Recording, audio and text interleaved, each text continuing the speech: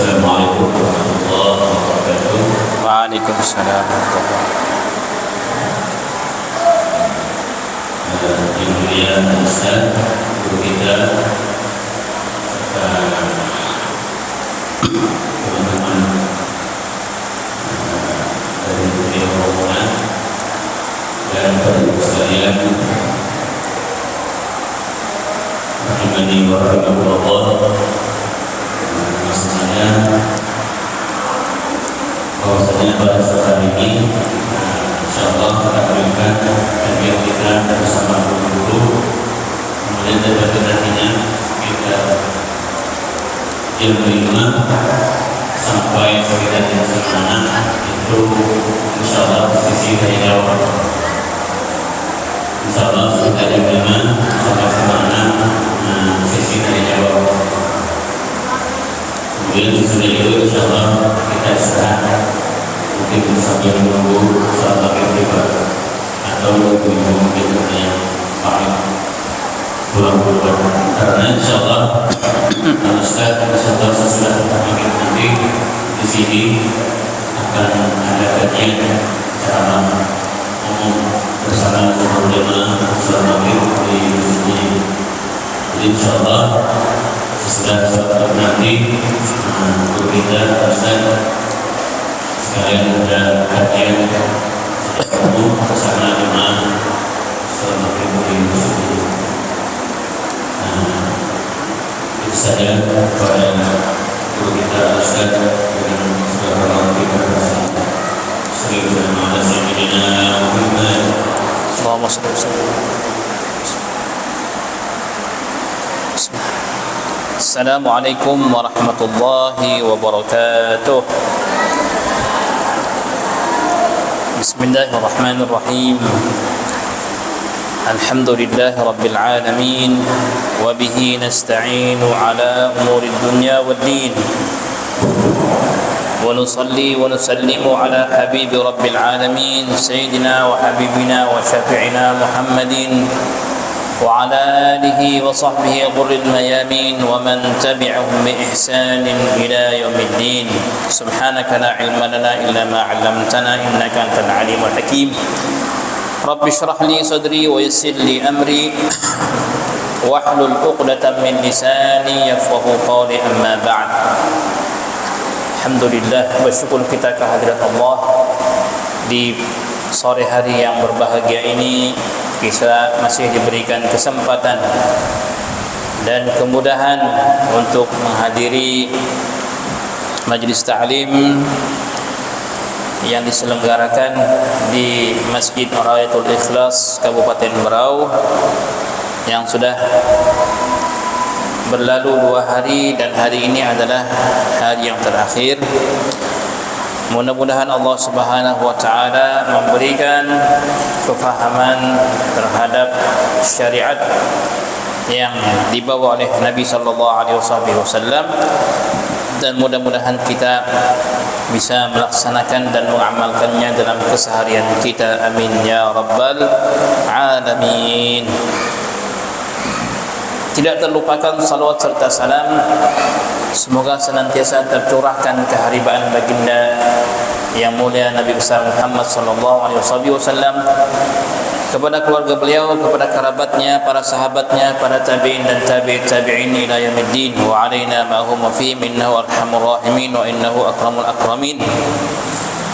Baik hadirat, ibu-ibu sekalian yang dirahmati Allah Subhanahu wa taala, di hari terakhir ini kita akan membahas sesuatu perkara yang khusus berkaitan dengan kaum wanita. Tidak menutupi kemungkinan kewajiban mempelajari perkara ini harus juga diketahui oleh kaum lelaki. Sebagai seorang suami kelaknya, dia harus mengetahui perkara yang berkaitan dengan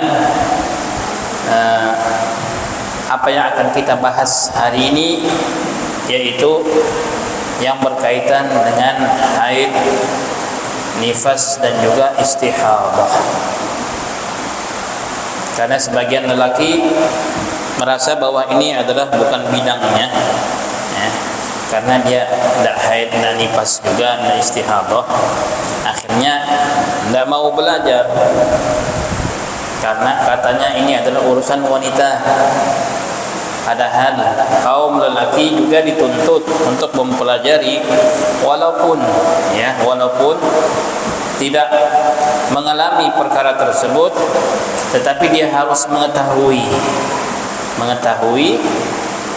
karena di dalamnya ada hukum yang terkait dengan lelaki tersebut dipandang dari sisi berhubungan ataupun bersenggama dengan istrinya. Dia harus mengetahui etika-etika di manakah diperbolehkan, kapan kan diperbolehkan, kapan tidak boleh. Kalau dia mengetahui hal tersebut, maka dia akan mengetahui manakah waktu yang diperbolehkan, manakah waktu yang tidak diperbolehkan. Begitu juga terkadang istri dalam keadaan lupa ataupun tidak mengetahui hukumnya, karena sang suami tahu, maka dia akan mengingatkan dan mengajarkan kepada istrinya.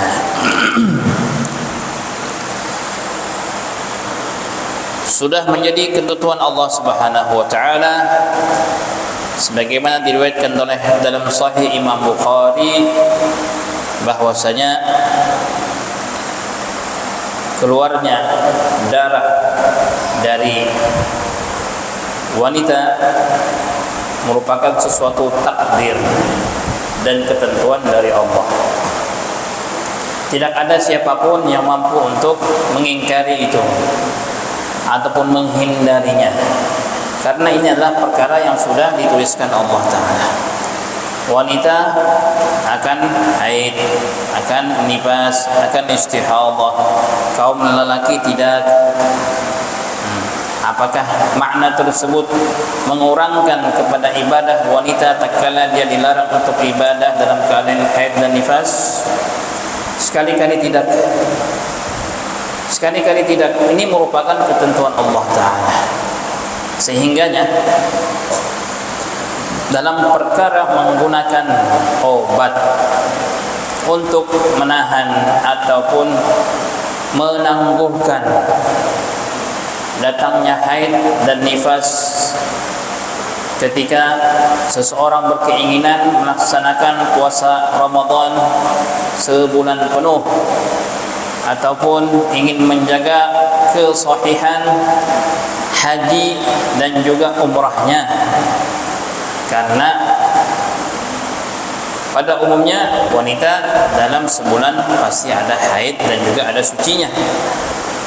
Kalau demikian berarti bulan Ramadannya tidak penuh, tidak sempurna. Khawatir juga ketika umrah ataupun haji pas waktu tawaf haid, ya, akhirnya menggunakan obat untuk menahan ataupun menangguhkan datangnya haid. Pandangan tersebut alim ulama mengatakan boleh dengan beberapa syarat yang akan kita sebutkan, tetapi afdalnya dia berpuasa dengan sesuai ketentuan Allah, dan dia tidak berpuasa juga sesuai dengan ketentuan Allah. Ini bukan kehendak dia, bukan maknanya ketika dia berpuasa Ramadan tidak sempurna, hanya beberapa hari, sedangkan kaum laki-laki berpuasa sepenuh bulan, itu lebih banyak pahalanya. Tatkala dia dalam keadaan haid hendak berpuasa, menyiapkan buka puasa, menyiapkan sahur, berkhidmat di rumahnya, maka itu akan melebihi pahala pada orang yang puasa. Ya, boleh menggunakan obat tadi, tetapi afdalnya dia tidak menggunakan obat tersebut, maka dia berpuasa karena ketentuan Allah, dan juga dia tidak berpuasa sesuai dengan ketentuan Allah Ta'ala. Adapun syarat yang diperbolehkan bagi seorang wanita untuk menggunakan obat untuk memperlambatkan haid, kalaulah dia wanita yang sudah bersuami, maka syaratnya ada dua.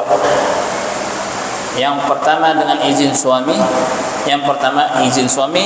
dan yang kedua obat yang digunakan tidak memudaratkan padanya. Sebagian ulama yang lain menambahkan syarat yang ketiga, tidak sampai memutus haid seumur-umurnya. Kalau obatnya terlalu paten, terlalu kuatlah sehingga itu akan membuatnya tidak haid selama-lamanya, maka ini tidak diperbolehkan. Maka syaratnya 2 ataupun 3 sebagaimana pendapat ulama yang lain itu kalau yang bersuami. Kalau yang tidak bersuami, maka syarat minta izin dari suami itu tidak disyaratkan. Nah,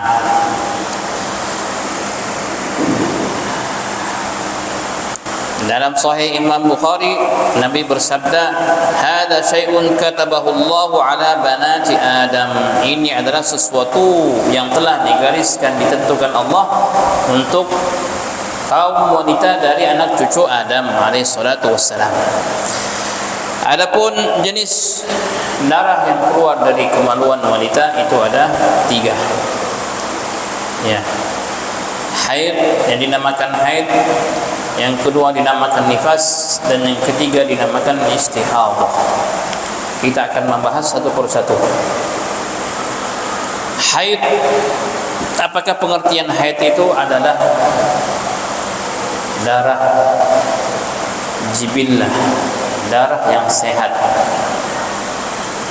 yang keluar dari bagian dalam rahimnya wanita, ya, darah yang alami, ya, jibillah yang keluar dari bagian dalam rahim wanita dalam keadaan sehat, itu namanya haid.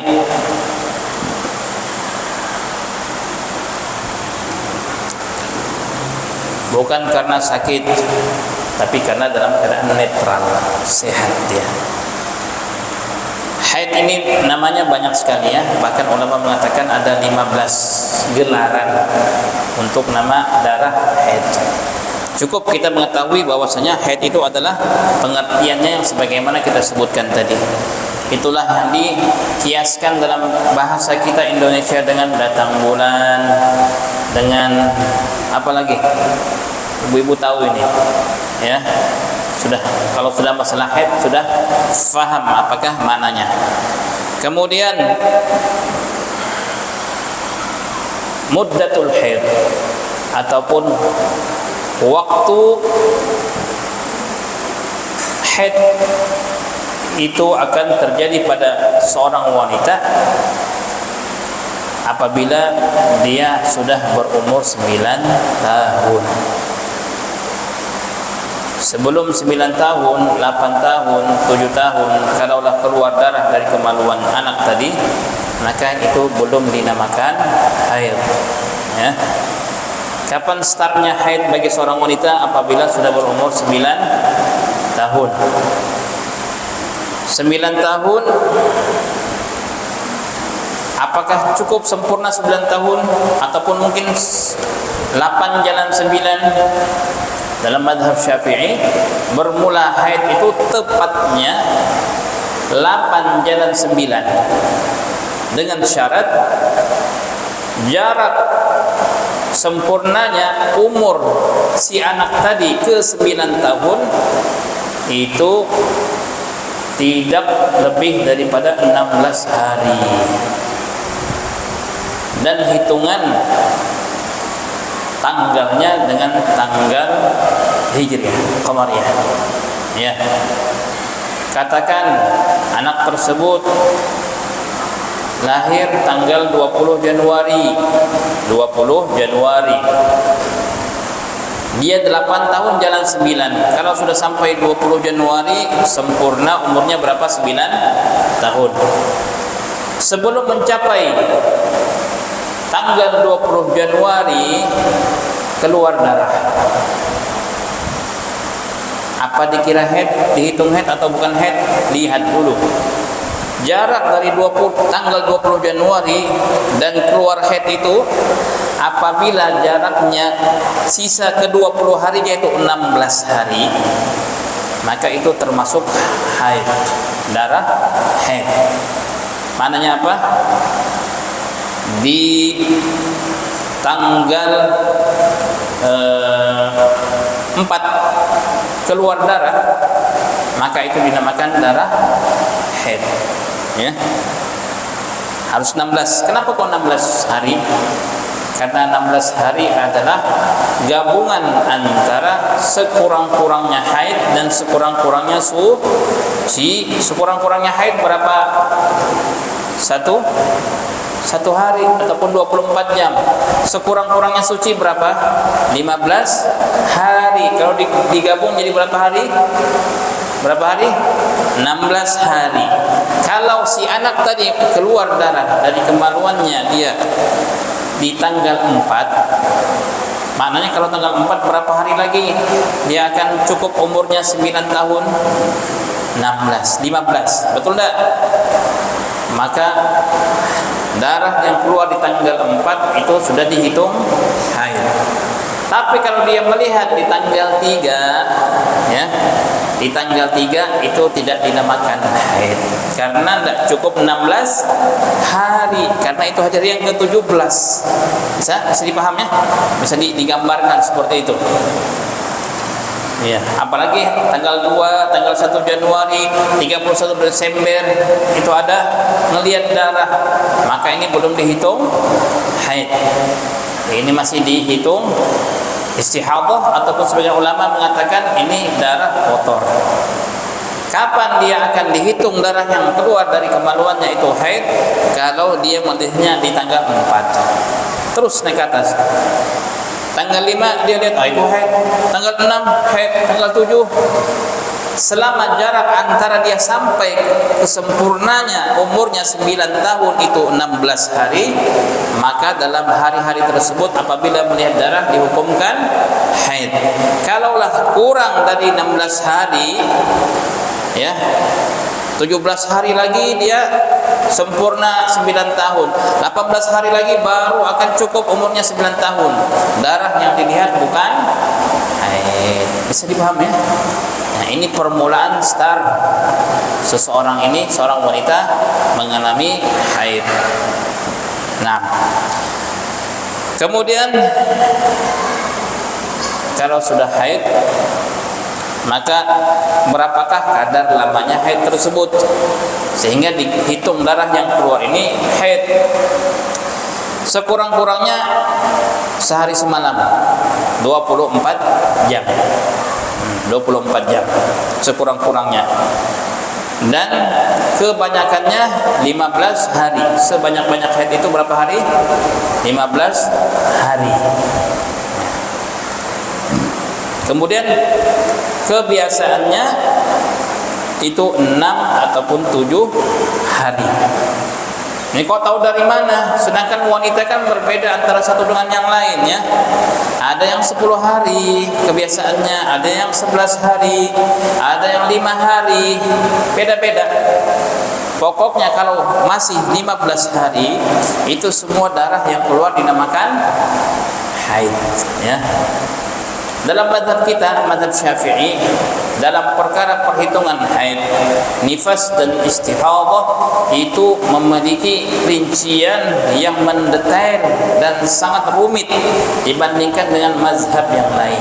Kenapa?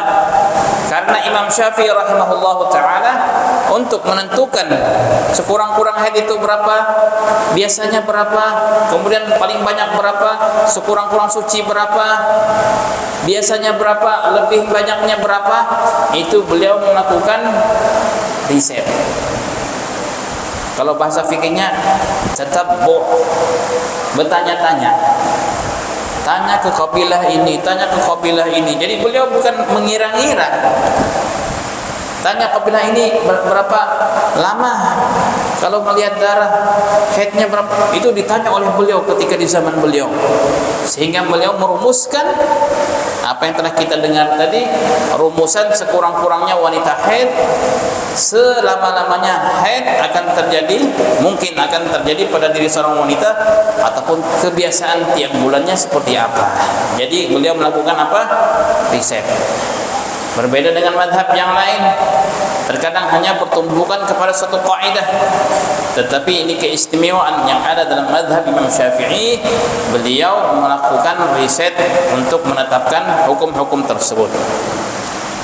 Ya, ini kadar berapa harikah haid yang akan terjadi pada diri seorang wanita. Jadi sekurang-kurangnya itu 1 hari, ya. Kemudian tidak ada lagi darah terus sampai dia suci, boleh. Ataupun kebiasaannya ada yang 5 hari, ada yang 6, ada yang 7. Berbeda antara satu wanita dengan yang lainnya. Ada yang sampai berapa? 15 hari. Maka selama itu 15 hari keluar darah, maka ini dikira atau dihitung sebagai haid. Nah, dan darah haid masing-masing mengetahui darahnya. Kemarin sekaligusnya ada yang bertanya tentang darah, jenis darah yang apabila keluar itu warnanya kekuningan ataupun kekeruh-keruhan, apakah ini termasuk darah haid atau bukan? Maka dalam mazhab Syafi'i yang dikukuhkan pendapatnya bahwasanya as-sufrah, kekuningan, wal qudrah, dan kekeruhan pada darah dan masa itu kemungkinan itu adalah darah haid. Maknanya 15 hari itu ada darah, dan seperti biasanya ada warna darah, ternyata warnanya kuning ataupun kekeruhan. Dalam mazhab Syafi'i, kedua warna tersebut masih dihitung haid. Masih dihitung haid, ya. Walaupun warnanya bukan seperti warna haid darah biasa, tapi menurut pendapat yang dikukuhkan, as-sufrah wal qudrah, kekuningan dan kekeruhan, ini dihitung haid. Baik, yang berikutnya itu waktu haid telah kita terangkan sekurang-kurangnya, sebanyak-banyaknya hari seseorang haid, dan juga kebiasaannya berapa. Setelah haid maka ada yang namanya suci, ya enggak? Ya. Berapa lamakah seseorang itu, seorang wanita suci? Ya. Maka sekurang-kurangnya 15 hari dia suci. Ya, sekurang-kurangnya. Kalau seorang wanita dia haid 1 hari dalam sebulan, ya, haidnya sehari saja, kemudian dia 15 hari dia suci, darah yang berikutnya dihitung haid. Sudah berapa hari itu? Sudah berapa hari? 1 hari. Tanggal 1 dia haid, tanggal 2 terus sampai tanggal 16 suci.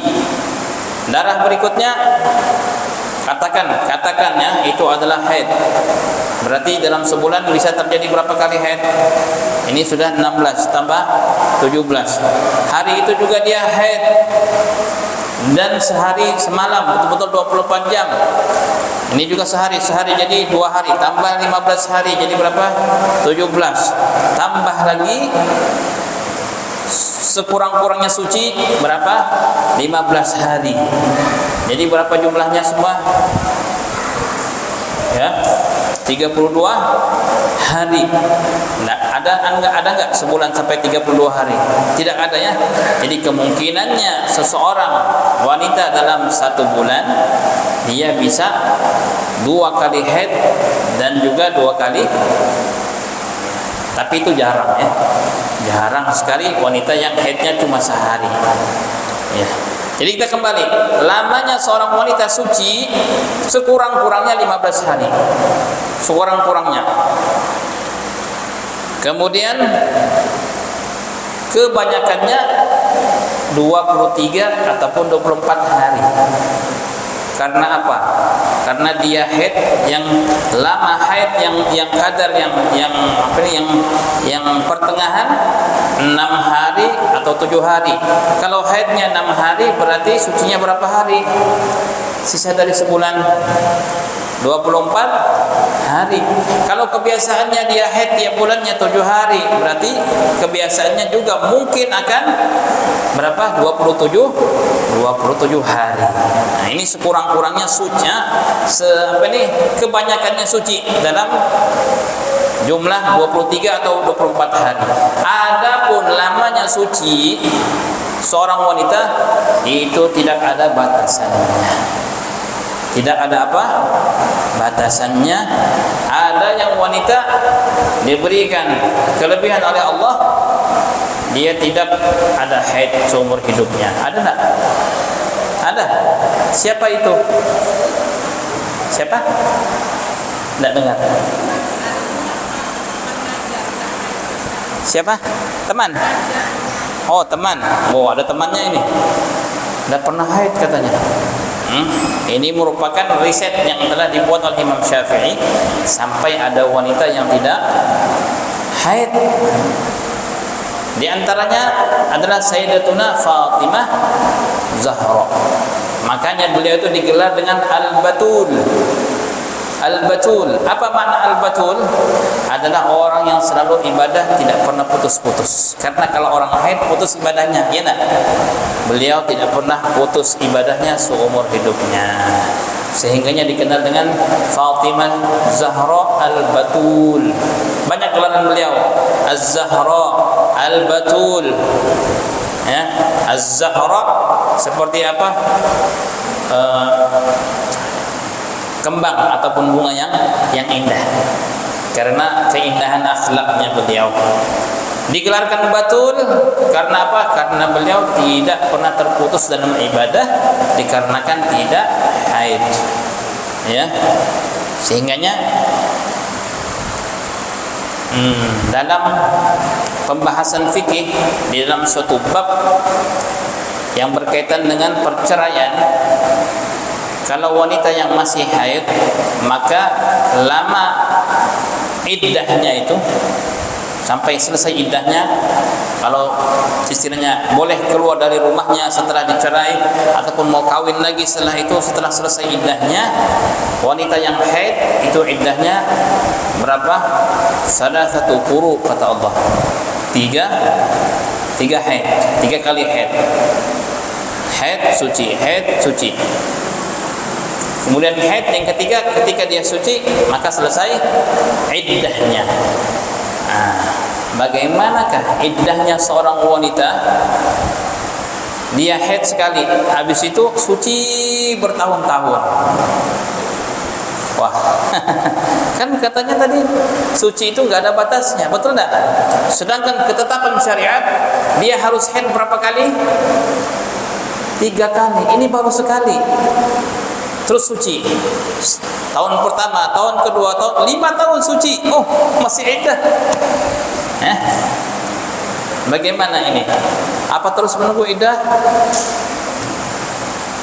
Ya, tidak boleh keluar rumah, karena kalau iddah itu tidak boleh keluar rumah, ya, melazimi rumah, ya.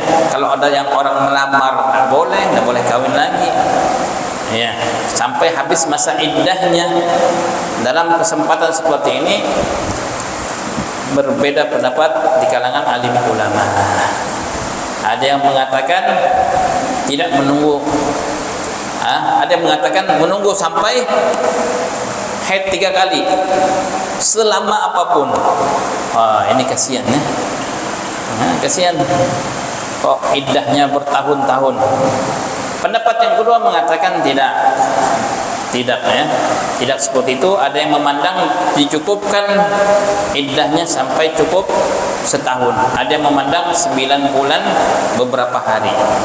Nah, ini pendapat daripada ulama yang lain yang difatwakan dan juga dikukuhkan dalam madhab Syafi'i, sehingga tidak, bahasa kasarnya ini, menyiksanya, ya, seperti tersiksa. Oh, bertahun-tahun masa iddahnya dah habis-habis, dikarenakan yang kita sebutkan tadi, lama sucinya seorang wanita, lamanya tidak ada batasnya, ya. Tamam. Kebiasaannya dalam setiap bulan, kebiasaan, seorang wanita itu tidak lepas daripada haid dan suci. Contohnya, seseorang ini dia suci 5 hari, sucinya 5 hari, 7 hari dia haid, 7 hari dia haid, ya. Karena tadi kebanyakan wanita ini 6 atau 7 hari haidnya. 7 hari dia haid. Kemudian suci, sisa bulannya berapa sucinya? 18 hari, ya. Tadi 5 hari ditambah 7 jadi berapa? 5 tambah 7 12 hari, ya enggak? Sisa sebulan berapa hari? 18 hari. Jadi maknanya dia dalam sebulan itu ada suci, ada haid, ya. Ada suci itu sekurang-kurangnya. Itu kalau kita mengambil, kalaulah wanita tersebut haidnya kebiasaannya 6 ataupun 7 hari. Jadi sebulannya itu dia akan ada haid sekali dan juga suci. Bulan berikutnya begitu juga, suci 5 hari, 7 hari dia haid, maka sisanya 18 hari adalah suci. Nah, ini menurut perkiraan, ya, perkiraan bulanan bagi wanita itu akan terjadi pada dirinya sekali haid, sekali suci. Nah, taib. Ini yang berkaitan dengan haid. Apa yang dilakukan oleh wanita dalam keadaan haid? Apakah dia sudah tidak boleh salat? Tidak boleh melakukan aktivitas lainnya? Boleh. Bahkan diwajibkannya. Contoh, selama haid itu berapa? 15 hari. 2 hari keluar darah, kemudian berhenti darahnya. Apa yang dia lakukan? Apa yang ibu lakukan biasanya kalau terhenti darah? Kalau waktu sholat, iya enggak? Sholat, wajib sholat, ya. Karena masih dalam hitungan 15 hari, ya. Maka sholat, ya. Ternyata 2 hari berikutnya melihat darah lagi. Oh, ini berarti masih dalam darah haid. Hari-hari yang tadi tidak ada darah itu semua dihitung haid. Terus dosa dong sholatnya dalam keadaan haid, ya? Tidak dosa. Dosa, katakan ketika terputus darahnya tadi, maka dia mandi bersuci, kemudian dia menyangka sudah suci karena terhenti darahnya, akhirnya bersenggama dengan suami. Besoknya keluar darah, astagfirullahaladzim. Berarti lahal ini bang orang beram, lahal ini terjadi sesuatu dosa besar. Melaksanakan persetubuhan dalam keadaan haid, ini dosa besar. Karena sangkanya tadi ini sudah berakhir haidnya, maka dia bersuci, maka itu tidak berdosa, ya. Jadi yang dilakukan jangan nunggu sampai 15 hari. Ini semuanya haid ini. Tidak. Harus dia apa? Bersuci, dia sholat. Kalau waktu sholat, makanya setiap ingin sholat, minta maaf, itu mengambil kapas atau sesuatu yang tisu, dicek ada darah nggak. Tidak ada darah, baru kita ada darah, nah sudah, ini haid, jangan sholat. Jadi apa? Setiap sholat 5 waktu cek. Oh, ada darah enggak? Tidak ada darah, sekarang sholat. Oh, ada darah, berarti ini haid. Besok check out ada darah, berarti yang kemarin haid. Terus salatnya gimana? Berdosa? Tidak berdosa. Karena kita menyangka kemarin sudah suci, terhenti darahnya. Setiap itu yang harus dilakukan. Apalagi kalau yang sudah biasa, ini tahu hitungannya bulan ini 7 hari, tiap bulan 7 hari seperti itu, maka dia mudah menentukan kapan itu haidnya, kapan itu tidak termasuk hitungan darah haidnya. Nah, ini secara garis besar ya, secara garis besar. Itu aja sudah mau jam 5. Nah, kita dibatasi sampai jam 5 aja nih. Nifas. Kalau ada hal-hal yang ingin ditanyakan yang mungkin lebih mendetail daripada ini, boleh sambil ditulis aja ya, ditulis. Yang kedua, darah yang keluar dari wanita adalah namanya nifas. Ya, apakah nifas itu? Nifas adalah darah yang keluar setelah rahim seorang ibu bersih dari isi janin di dalamnya. Baik itu sempurna, anak yang dilahirkan atau keguguran, semua darah yang menyusul setelah dilahirkan anak itu dinamakan nifas. Darah yang bersamaan ataupun darah sebelum dilahirkan anak, kadang-kadang ya pendarahan kata orang, belum lahir sudah keluar darah, apa ini darah nifas? Bukan, belum dihitung nifasnya dari ketika itu. Ketika lahir, darahnya ikut lahir juga, bukan nifas. Kapan nifas? Apabila sudah melahirkan. Ya, melahirkan. Bahkan wanita yang memiliki kandungan kembar, itu kapan dihitung nifasnya? Kalau sudah keluar semuanya. Para alim ulama mengatakan kalaulah jeda antara saudara kembar ini lahir jam 6, nanti jam 9 baru yang kedua baru lahir. Oh, kasihan ya, lama ya, kontraksinya lama. Yang kedua belum lahir jam 9 baru lahir. Kapan dihitung nifasnya? Setelah keluar yang jam 9 tadi. Bukan dari yang pertama. Jadi poinnya ataupun patokannya adalah keluarnya seluruh yang ada dalam rahim ibu. Kalau sudah keluar darah berikutnya adalah dinamakan nifas. Diambil dari kata apa nifas itu? Ya. Nifas itu diambil dari kata-kata nafs. Nafs itu jiwa. Jiwa. Maka darah yang keluar setelah lahirnya sosok jiwa, itu bayi, dinamakan dengan nifas. Diambil dari kata-kata nafs. Nafs itu jiwa ya. Jadi bayi tadi seorang sosok jiwa yang keluar, kemudian darah yang berikutnya dinamakan dengan nifas. Darah yang bersamaan dengan ibu yang keluar itu dinamakan dengan darah tolq. Tolq dalam bahasa fikihnya, tolq. Darah yang keluar di antara dua bayi yang kembar itu dinamakan dengan darah fasad ataupun darah kotor. Nah, tidak dikategorikan dengan darah nifas. Sekurang-kurangnya nifas adalah sekejap, sebentar, lahbah, setetes katakannya. Itu sekurang-kurangnya nifas. Nah, kebanyakannya itu 40 hari. Paling lama nifas itu 60 hari. Ya. Kemudian apabila terputus darah ataupun suci antara haid dengan nifas,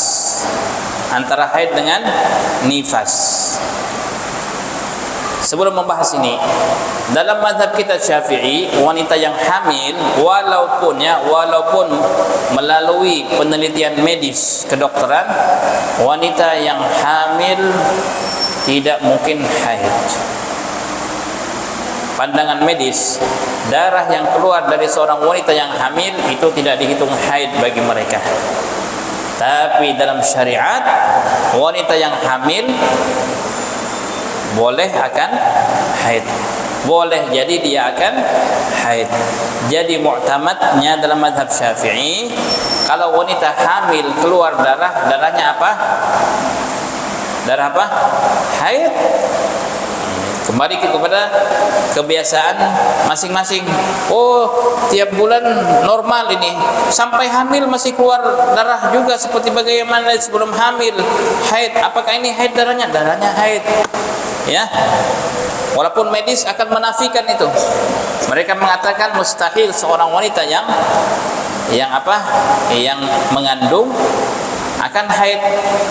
Dengan berbagai macam penelitian, dikarenakan darah yang akan keluar dari rahim itu sudah tertutup atau terkunci dengan wujudnya janin di dalamnya, ataupun pembuahan yang sudah terjadi dalam rahim ibu, itu akan diserap apapun, baik itu darah dan lain sebagainya, kepada sang janin, sehingganya nggak mungkin keluar darah. Tapi dalam pandangan fikih syariat, wanita yang hamil bisa juga haid, ya.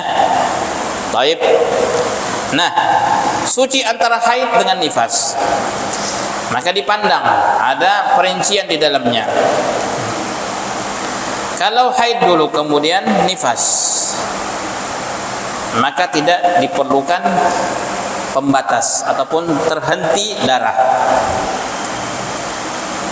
Dia keluar darah ketika dalam keadaan hamil, sebelum melahirkan, ya, sebelum melahirkan, maka darah itu dinamakan darah haid, ya.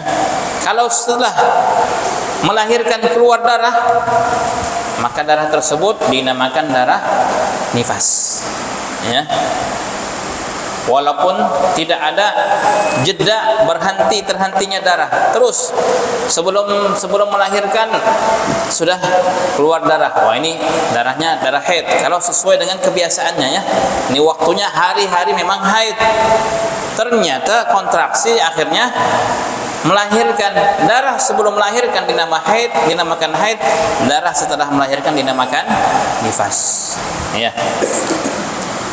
Kemudian kalau nifas dulu, nifas mananya apa? Setelah melahirkan keluar darah. Kemudian juga kemungkinan ada darah lagi yang berterusan, haid mungkin. Nah, ini bagaimana perhitungannya? Ini ditinjau. Kalaulah setelah keluar darah nifas terputus, berhenti darah, dan darah yang kedua ini datang sebelum 60 hari. 60 hari ini selama-lamanya orang nifas, maka dilihat dulu. Ini setelah dia melahirkan sehari terputus darah. Oh, lama terus sampai sebelum 60 hari ini tidak ada darah. Katakan seperti itu. Maka dilihat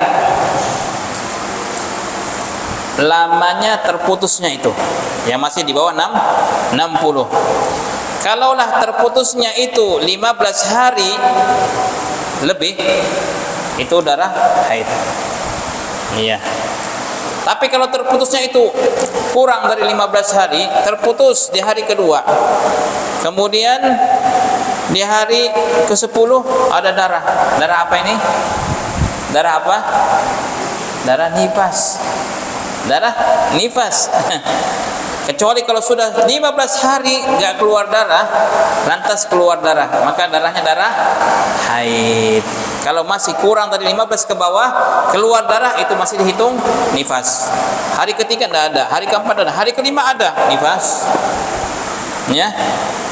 Tapi kalau jeda antara terputusnya darah tidak muncul sampai 15 hari, lantas hari yang ke-16 keluar darah, ini namanya darah haid, ya, darah haid.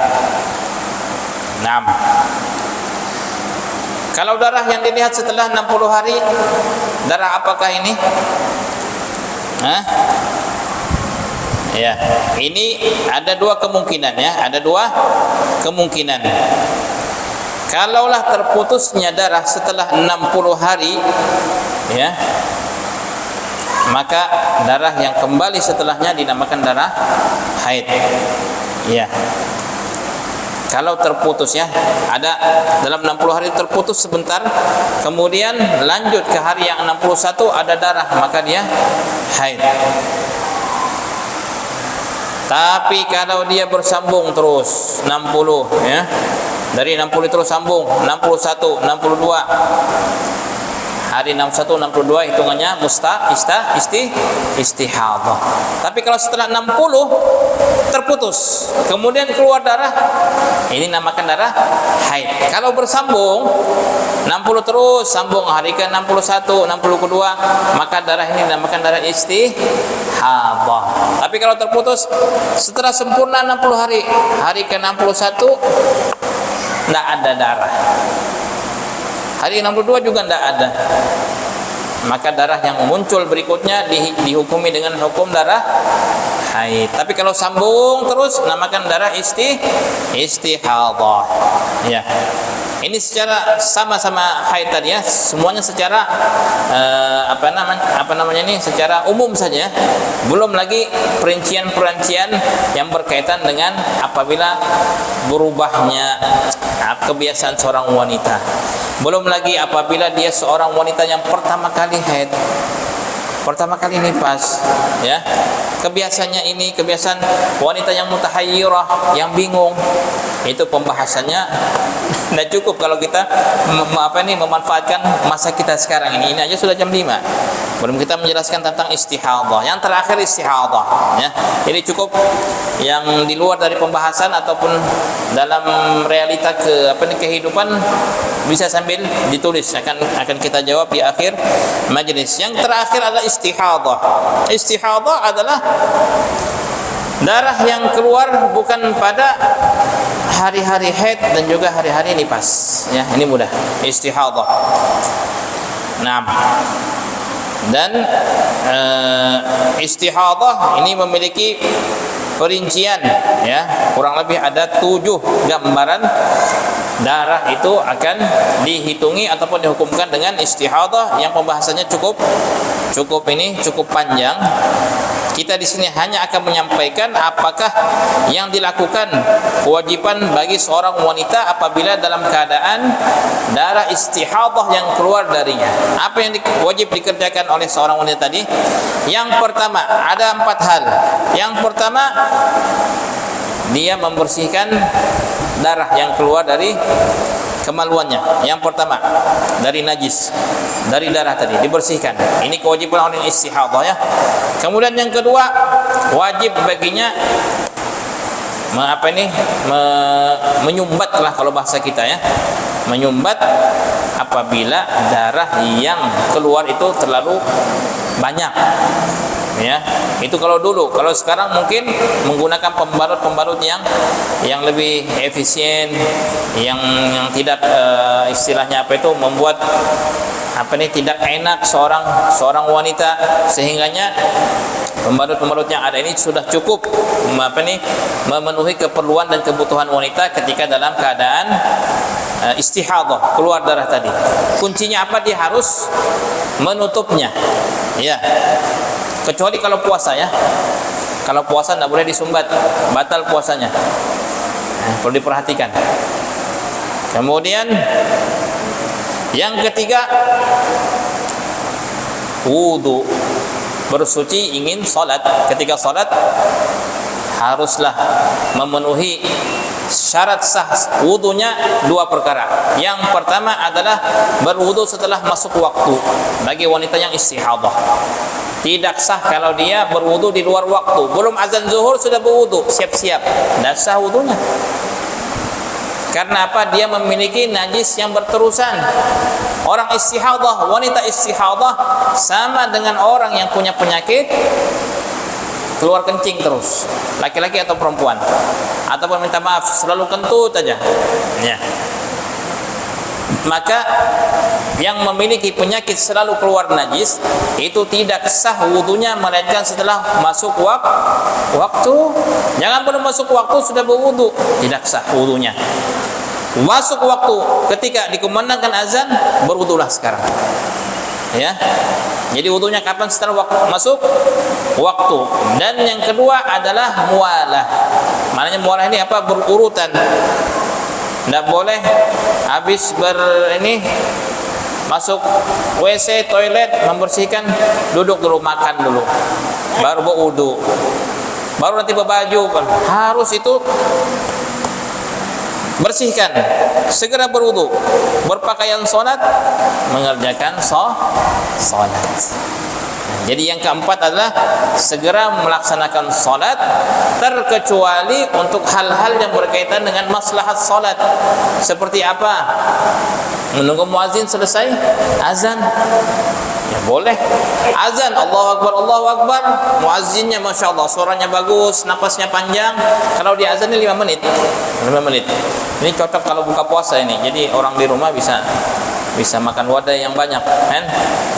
Kalau azannya dia mansanya, ya Allah, semenit aja, cepat, tidak berlagu-lagu seperti kita di sini. Kalau kita di sini kan lama. Nah, ternyata ibu tadi, seorang wanita tadi langsung ketika azan langsung masuk WC, langsung ini selesai, tapi masih azan. Haruskah dia solat? Ini diantara hal yang dikecualikan, menjawab muazzin. Tunggu sampai selesai azan baru dia. Tidak diwajibkan langsung segera solat. Perkecualian yang kedua, menunggu jamaah. Mau solat di masjid, ya? Mau solat di mana? Di masjid. Lama ini di masjid Rayatul Ikhlas, qamatnya 5-10 menit. Bagaimana? Sah enggak solatnya? Sah. Karena dia diperbolehkan untuk tidak menyegerakan solatnya dikarenakan maslahat untuk mendapatkan fadilah, keutamaan berjamaah, ya, maka dibolehkan. Ataupun melaksanakan sholat sunnah dulu, boleh. Tidak wajib setelah dia membersihkan najis, kemudian berwudu, berpakaian, pakai mukena, langsung sholat wajib. Harus seperti itu. Sholat sunnah tidak apa-apa, sholat sunnah dulu, ya. Menunggu jamaah yang datang, walaupun waktunya lama, tetapi di sini dikarenakan maslahat itu bergantung dengan maslahat keutamaan sholat, pahala sholat, akhirnya diperbolehkan, ya. Ini untuk wanita yang istihadah, ya. Istihadah tetap wajib melaksanakan ibadah sholat, baca Quran dan lain sebagainya. Berbeda dengan haid dan nifas, kedua-duanya ini dihitung dan dikategorikan kepada golongan hadas besar, sebagaimana orang yang junub, ya. Kemudian yang terakhir, bagi orang yang nifas dan haid sudah berakhir, wajib baginya mandi, ya, wajib baginya mandi. Tidak boleh seorang wanita yang habis selesai haidnya, suci dia, melakukan senggama ataupun berhubungan sebelum mandi. Itu tak boleh, haram hukumnya, karena belum suci lagi. Betul, putus sudah selesai, berhenti darahnya, tapi belum mandi, tidak boleh, haram hukumnya, haram hukumnya. Begitu juga nifas. Oh, sudah selesai ini, sudah 60 hari, menahan kesabaran. Wah, mandi dulu, sabar-sabarlah. Mandi dulu, bersih-bersih dulu, wangi-wangi dulu, ya. Kemudian di antara hal yang diharamkan bagi seorang wanita yang haid ataupun nifas, sama dengan yang kemarin, 4 hal. Tidak boleh solat, tidak boleh puasa, tidak boleh memegang Quran, ya. Enggak boleh tawaf, enggak boleh menyentuh Quran, memegang Quran.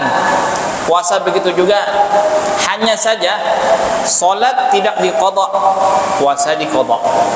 Sayyidatuna Aisyah mengatakan, kami dahulunya diperintahkan Nabi untuk mengqadha puasa, tidak diperintahkan untuk mengqadha solat, ya.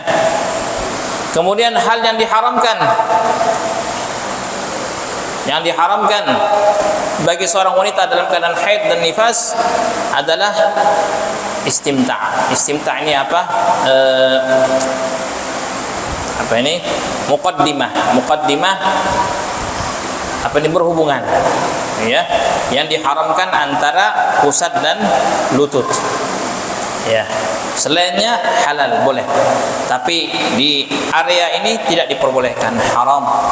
Wanita yang istilahnya mempersilahkanlah suaminya untuk apa ini, beristimta' ataupun melakukan hal yang demikian di antara pusat dan lututnya ini, maka dia termasuk juga yang berdosa. Bukan suaminya saja, dia juga akan berdosa. Apalagi berhubungan, ini haram. Dan ulama mengatakan orang yang berhubungan dalam keadaan haid apabila dikarunia Allah Ta'ala anak, maka anak tersebut akan lahir dalam keadaan tidak baik, akan cacat, dan kebanyakan otaknya akan tidak sempurna. Ini bahaya. Jangan mengikuti hawa nafsu. Ini yang perlu kita jelaskan tadi. Seorang suami harus tahu kapan lampu merah, kapan lampu kuning, kapan lampu hijau. Jangan semua hijau aja. Ya. Nggak tahu kuning, nggak tahu merah. Pokoknya kalau pulang dari safar, nggak cek-cek lagi. Ya. Maka ini apa? Akan terjerumus dalam dosa. Tidak boleh. Haram hukumnya. Ya, haram hukumnya. Kemudian juga yang diharamkan adalah masuk ke dalam masjid, melainkan kalau aman dari najis yang akan bertetesan, ya. Ya, kalau murur saja lewat dari pintu sana ke pintu sana tidak jadi masalah. Ya, yang berhenti duduk itu di dalam masjid, kalau dia dalam keadaan aman, ada pembalutnya, maka hukumnya makruh. Tapi kalau tidak, ini hukumnya haram. Kalau ikut majlis ya di pelataran masjid, di serambi masjid, jangan masuk ke dalam ruang lingkup masjid. Ini yang pertanyaan yang kemarin, iya kah?